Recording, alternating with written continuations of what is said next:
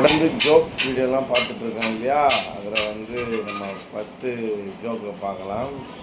கணவன் மனைவி அலப்பறைகள். எப்போதும் எவர்கிரீன் தான் இதோ. ஜோக் 1. எது பெருசு? மனைவி: ஏங்க, நேற்று டிவியில் ஒரு சாமியார் சொன்னார், அமைதி தான் உலகத்திலேயே மிகப்பெரிய சக்தி அப்படின்னு. அது உண்மையா? கணவன் மெதுவாக: உண்மையாக கூட இருக்கலாம், ஆனால் அந்த சாமியாருக்கு இன்னும் கல்யாணம் ஆகலைன்னு நினைக்கிறேன். மனைவி: என்ன சொன்னீங்க? என்ன சொல்கிறீங்கன்னு கேட்குறாங்க. மனைவி ஆச்சரியமாக சொல்லிட்டு கேட்குறாங்க. இல்லைம்மா, அமைதியை விட உன்னுடைய பேச்சாற்றல் தான் உலக மகா சக்தின்னு சொன்னேன். அதை சமாளிக்கிறாரு. மனைவி அமைதியாகவே இருக்க மாட்டாங்க அப்படின்றத அவர் சிம்பாலிக்காக சொல்கிறது பயங்கரமாக. அடுத்து ஜோக்கு பார்க்கலாம். WhatsApp status. கணவன் சோகமாக: ஒரு வாட்ஸ்அப் ஸ்டேட்டஸில் நான் தான் இந்த வீட்டுக்கு ராஜான்னு வச்சேன், ஆனால் நீ ஏன் அதை டெலீட் பண்ண? மனைவி: ராஜாங்கிறது பழங்காலத்து கான்செப்ட், இப்போ இருக்கிறது ஜனநாயகம்.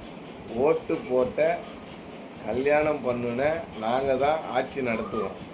ஓஹோ, நீங்கள் வெறும் ஊழியர் தான், ஒழுங்காக போய் பாத்திரம் தேய்ங்க. கரெக்டு. இப்போ எல்லோரும் 2500 ரூபா வந்தால வந்து போட்டு நம்மளை வாட்டி வதைக்கிறாங்க. பாத்திரம் அவருக்கு துணி இதை செய்ய அதை செய்யன்னு சொல்லி நம்மளை உயிர் எடுக்கிறாங்க. கரெக்டு தான் இல்லை? அடுத்த ஜோக்கு பார்ப்போம். Romeo Juliet. ஜோக் பேர்.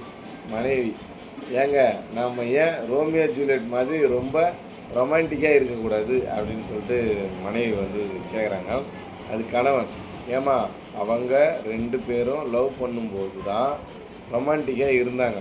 ஒரு வேளை கல்யாணம் ஆகிருந்துச்சுன்னு வச்சுங்க, ரோமியோவும் கடைக்கு போயிட்டு தக்காளி கிலோ என்ன விலைன்னு ஜூலியட் கிட்ட ஃபோனில் கேட்டு தான் இருந்திருப்பான். கண்டிப்பாக இது நடந்திருக்கும். கல்யாணம் ஆகாதோ அது ரொமான்ஸுக்கு அப்பெல்லாம் ஆகி போச்சான். பார்த்துருங்க. அடுத்து இன்சூரன்ஸ் பாலிசி.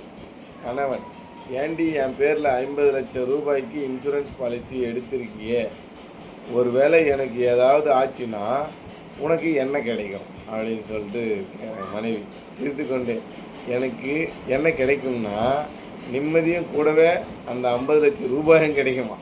நிம்மதியும் கிடைக்கும்.